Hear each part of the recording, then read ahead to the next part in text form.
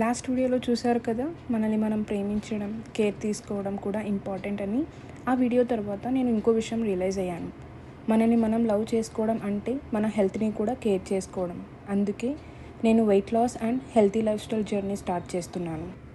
ఇది just wait తగ్గడం కోసం కాదు, హెల్తీ లైఫ్ స్టైల్ కోసం, మనల్ని మనం బెటర్ చేసుకోవడం కోసం.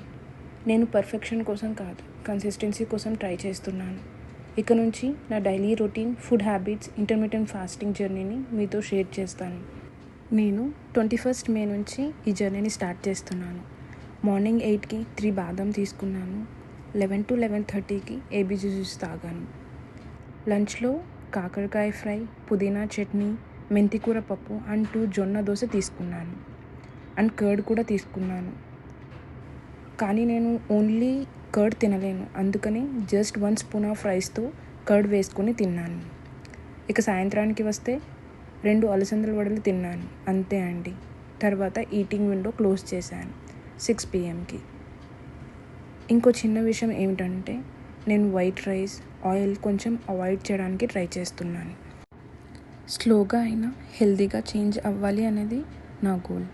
ఈ వెయిట్ లాస్ జర్నీలో డిసిప్లైన్, పేషెన్స్ అండ్ కన్సిస్టెన్సీ నేర్చుకోవాలని అనుకుంటున్నాను.